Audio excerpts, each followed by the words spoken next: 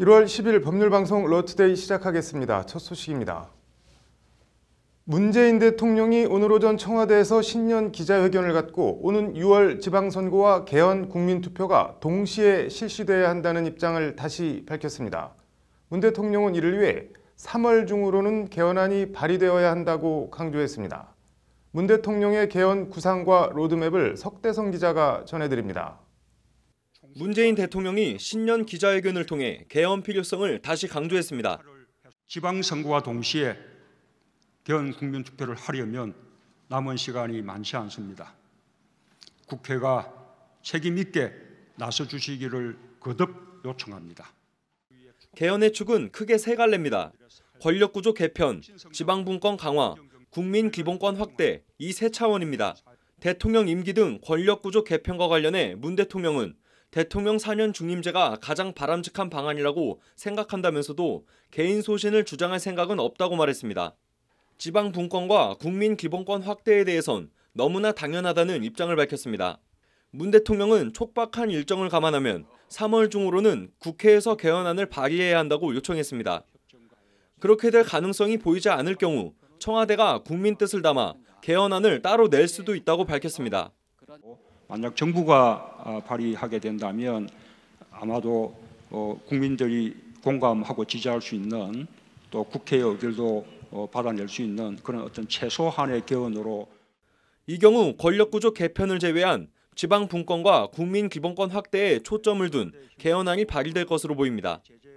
3월 중 국회 개헌안 발의, 안 되면 청와대 자체 발의, 일종의 최후 통첩을 받은 국회가 어떻게 나올지 주목됩니다.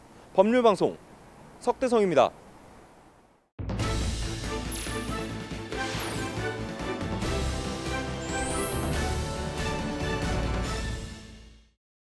네, 문재인 대통령이 오늘 신년 기자회견에서 위안부 문제 관련해서 잘못된 매듭은 풀어야 한다며 진실과 정의라는 원칙으로 돌아가겠다고 밝혔습니다. 원론적인 발언입니다. 이에 앞서 강경화 외교부 장관은 어제 박근혜 정권 한일 위안부 합의에 대해 파기나 재협상을 요구하진 않겠지만 그대로 지키지도 않겠다는 입장을 밝혔습니다. 차려진 밥상을 엎어버리지도 다시 차리자고 하지도 않겠다. 그렇다고 먹지도 않겠다. 강경화 장관의 어제 발표는 이리 비유할 수 있습니다. 강경화 장관의 어제 발표를 두고 말들이 많은 듯합니다. 한쪽에선 왜 즉각 파기와 재협상을 선언하지 않냐고 몰아붙이고 다른 한쪽에선 뭐 하자는 거냐, 어쩌라는 거냐는 식으로 비아냥됩니다. 외교 협약은 구속력이 있는 상대 당사자가 있는 행위입니다. 밥상을 엎어버리면 다시 차리자고 하면 그리 하자고 한순간 그리 하자고 한쪽이 수세적인 입장이 됩니다. 반면 차려놓은 밥상, 음식이 이게 뭐냐 못 먹겠다 하고 있으면 같이 먹기로 한쪽이 좀 먹어봐 하면서 뭔가 다른 액션을 취하거나 치사하다 관둬라 나도 너랑 안 먹는다. 이 둘 중에 하나로 나오는 게 통상의 경우입니다. 후자라면 불감청 고소원, 자연스러운 협약 파기고 전자의 경우에도 새로 내오는 것 봐가며 먹을지 말지 결정하면 될 일입니다. 어느 경우든 한국 입장에선 손해볼 게 없습니다. 지난 박근혜 정권의 위안부 합의에 대해 평가하지는 않겠습니다. 다만 기존 협약을 그대로 지킬 순 없다는 강 장관의 어제 발표를 평가하려면 위안부 합의 카운터파트 당사자, 일본 정부와 일본 언론의 반응과 행간을 읽어보면 될 일입니다. 대체로 난감하고 곤혹스럽다는 반응입니다. 보수적인 요미우리 신문은 강경화 장관의 일본의 자발적이고 진정한 사과 언급과 관련해서 이는 일본의 사실상 추가 조치를 요구한 것이라고 평가했습니다. 요미우리는 그러면서 사설을 통해 일본 측에 추가 양보를 요구한 문재인 정부의 태도는 외교 상식에 어긋난 결례라고 불쾌함을 여과 없이 드러냈습니다. 중립적인 도쿄신문은 합의는 사실상 무효화됐다고 이번 발표를 평가했고 공영방송 NHK는 10억엔 한국 정부 예산 충당 등에 대해 복수의 외무성 간부들이 의미를 모르겠다고 말했다고 일본 정부의 난감함을 그대로 전했습니다. 진보적인 아사히 신문은 더 나아가 박근혜 대통령 시대 적폐청산의 일환으로 합의 재검토와 대일 관계 개선을 양립시키려는 목적이 있다고 평가했습니다. 지난 2015년 위안부 합의 당시 일본 언론의 호의적 평가 일색과는 분위기가 사뭇 다릅니다. 문재인 대통령은 오늘 기자회견에서 외교적 문제고 상대가 있는 일이다. 이미 앞정부에서 양국 간 공식 합의를 한 현실 안에서 최선인 방법을 찾아야 한다고 말했습니다. 전략적 모호성, 이른바 밀당은 아쉬운 사람이 지게 돼 있습니다. 합의가 지켜지지 않으면 아쉬운 쪽은 일본입니다. 주어진 불가피한 상황에서 일단 우리 다시 생각해보자 하면서 툭 상대를 난감한 상황에 던져놓은 강경화 장관. 밀당의 고수라는 생각이 들었습니다. 앵커 브리핑이었습니다.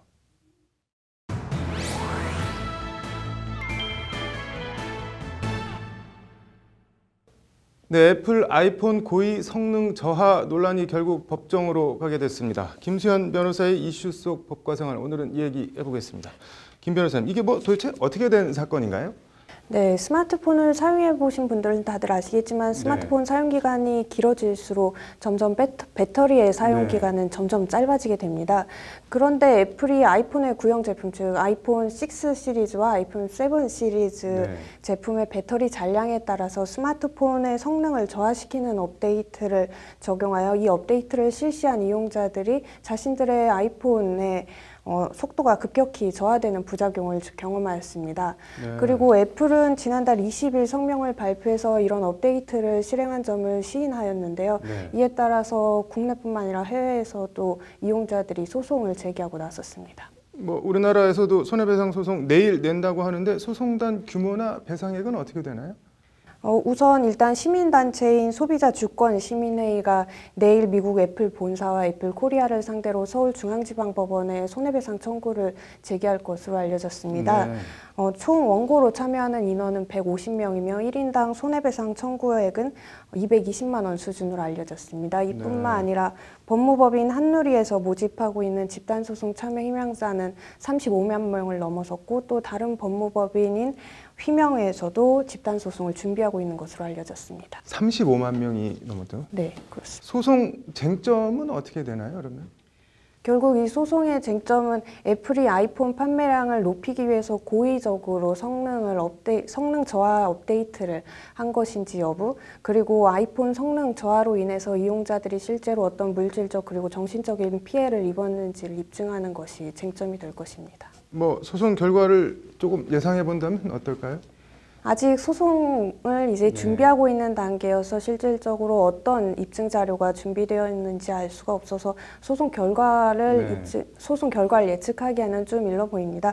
다만 애플이 실제로 고의적으로 기기 성능을 낮춰서 소비자들로 하여금 새로운 핸드폰으로 교체하는 것을 고의적으로 유도하였다는 점을 입증하거나, 그리고 또 소비자들이 실제로 어떤 피해를 입었는지를 입증할 수 있는지 여부에 따라서 소송 결과가 달라질 것이라고 생각합니다. 네, 해외에서도 비슷한 소송이 줄을 잇고 있다고 하는데 내일 얘기 좀 더 들어보겠습니다. 오늘 잘 들었습니다. 오늘의 판결입니다. 국민 혈세를 부정하게 빼돌린 범행의 경우 초범이고 반성을 하는 등 양형 참작 사유가 있더라도 엄벌에 처해야 한다는 법원 판결이 나왔습니다. 청소년 신문 발간업체를 공동 설립한 56살 박모 씨와 57살 이모 씨는 2010년 4월부터 2013년 5월까지 기획재정부 산하 기관에서 청소년, 경제, 교육 등의 사업을 총괄하던 고위 간부에게 총 56차례에 걸쳐 모두 1억 5,600만 원 넘는 돈을 건넸다고 합니다. 이 대가로 방 씨와 이 씨는 청소년 경제신문 발간 사업을 독점 수수해 모두 56억 원대의 일감을 따냈다고 합니다. 서울고법 형사 1부는 오늘 특가법상 횡령 등 혐의로 기소된 방 씨와 이 씨에게 각각 징역 2년과 1년 6개월을 선고하고 법정 구속했습니다. 항소심 재판부는 범행 내용과 수법이 적극적이고 불량하며 횡령 규모가 거액이라며 이 사건으로 인한 실질 피해자는 세금을 낸 국민들이다. 이런 점을 감안할 때 방 씨 등이 초범이고 반성하고 있다는 정상을 감안해도 집행유예를 내릴 수는 없다고 강조했습니다. 네, 이미 수십억은 받아서 챙겼겠다. 1심에서 유죄를 선고받긴 했지만 결과적으로 풀려나면서 방 씨 등은 살았다 하면서 속으로 씩 웃고 나왔을지 모를 일입니다. 무조건 징역 보내는 게 능사는 아니지만 혐의의 경중과 파렴치함의 정도를 가려 보낼 사람들은 징역을 보내야 하지 않을까 합니다. 오늘의 판결이었습니다. 다음 소식입니다. 프로보노, 공익을 위하여라는 뜻의 라틴어라고 합니다. 서울지방변호사회 공익센터 이름이기도 한데요. 우리나라 1호 공익인권법재단 공감을 창립한 대한민국 1호 공익변호사 염형국 변호사를 법률방송 정한솔 기자가 만나 공익과 공감에 대한 얘기를 들어봤습니다. 사람 좋은 얼굴로 기자를 맡는 공익인권법재단 공감 염형국 변호사.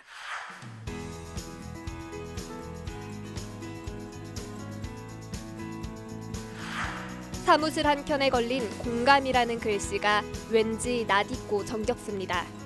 감옥으로부터의 사색을 쓴 고 신영복 선생의 글씨입니다. 신영복 선생님 돌아가시기 전에 저희 공감 글씨도 써주셨어요. 저희 구성원들이 이제 신영복 선생님을 되게 이제 존경하고. 염형국 변호사는 우리나라 1호 공익 변호사입니다. 2003년 설립된 국내 1호 공익인권법재단 공감도 염형국 변호사가 창립했습니다. 꼭 출세나 돈 때문은 아니라 해도 사법연수원 대부분의 동기들이 판검사나 대형 로펌햄을 생각하던 연수원 2년차 말이었습니다. 사실 그때는 없었거든, 전담으로 하는 변호사들이. 그래서 이제 공익단체에서 필요로 한 법률 수요들이 많고 활동할 수 있는 여지들이 많은데, 사람 좋은 미소와 달리 염형국 변호사는 사건 관련해선 독한 면이 있습니다. 그래야 이기기 때문입니다. 장애시설에서의 충격적인 집단성 폭력 도가니 사건 법률 자문에서부터 정신병원 강제 입원 헌법 불합치 결정, 지난 2014년 온 국민을 경악해 했던 염전노예 사건 1심 1부 승소까지 모두 염형국 변호사가 맡았던 사건들입니다. 경찰이나 공무원이나 이런 일들을 알면서 묵인하고 방조하고 방치했던 부분에 대해서 저는 명백히 이제 국가가 책임을 져야 한다고 생각을 하고. 변호사 생활 15년. 그런데 수임료라는 걸 받아본 적은 단 한 번도 없습니다. 예, 수임료도 전혀 받지 않고, 전액 개인의 정기기부나 로펌이나 기업의 후원을 받아서 운영이 됩니다. 지난 2016년 4월엔 소속된 서울지방변호사회의 장애인, 이주노동자, 여성 등 소수자를 위한 공익전담 프로보노 센터를 설립, 센터장을 맡고 있습니다. 프로보노는 라틴어로 공익을 위하여라는 뜻입니다. 돈 안 되는 일을 하나 더 벌인 겁니다. 변호사는 이제 밥그릇 싸움을 하고 자기만 챙기는 집단 이기주의로 이제 되게 오해를 하거나 혹은 그렇게 인식을 하는 경우들이 많잖아요. 그런 때일수록 좀 더 이제 변호사들이 공익과 공감, 염형국 변호사를 관통하는 두 키워드. 본인은 공익과 공감을 뭐라고 생각하는지, 어떻게 생각하는지 궁금해졌습니다. 말 그대로 이제 공동의 이익인 것이죠. 누구를 위해서 일방적으로 희생하는 게 공익은 아니잖아요. 그런 차원에서 가장 중요한 건 이제 공감이라고 생각합니다. 법은 사람을 죽이는 도구로도 사람을 살리는 도구로도 쓰일 수 있다는 염형국 변호사. 행복은 혼자 먹는 콩다방 커피에서 오는 게 아니라 나눠 먹는 콩 반쪽에서 온다는 사실. 염형국 변호사가 공감 홈페이지에 자신을 소개한 말입니다. 그래서 저는 물질적인 충족을 추구하는 것이 저는 결코 이제 자신의 행복을 궁극에 있어서는 가져다 주지 않는다. 나만 위하는 것이 아니라 나와 더불어 우리 사회를 함께 살아가는 구성원들. 염형국, 소라미, 황필규, 장서연, 차혜령, 박영아, 윤지영, 신홍미, 김수영, 김지림, 임기화, 안주영. 처음 공익인권법재단이라는 염형국 변호사의 막연한 구상에서 시작했던 공감은 설립 15년 만에 공감의 진실로 공감하는 변호사들이 합류하며 함께하는 식구들이 지금은 12명으로 늘었습니다. 법률방송 정한솔입니다. 이어서 법조계 소식 전해드리겠습니다. 한국여성변호사회는 15일 오후 6시 서울 강남대로 L타워에서 제28차 정기총회를 개최합니다. 10대 회장단 취임 및 신임 임원 선임이 진행되며 여성 아동인권상 및 공로상 시상식도 함께 열립니다. 한국사내변호사회는 23일 오후 6시 30분 서울 소공동 롯데호텔에서 2018년도 정기총회 및 신년회를 개최합니다. 신임 회장 및 임원진을 선출하고 2017년 감사보고와 2018년 사업계획을 발표합니다.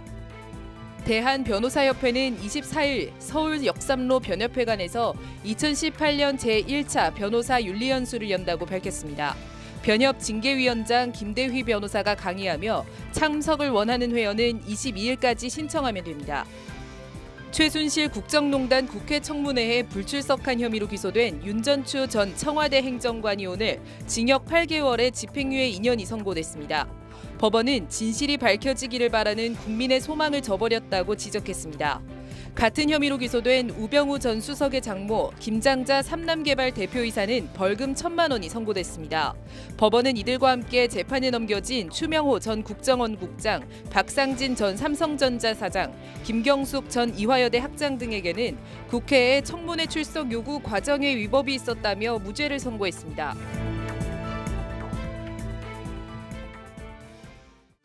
(1월 10일) 법률방송 로투데이 마치겠습니다. 시청해주셔서 고맙습니다.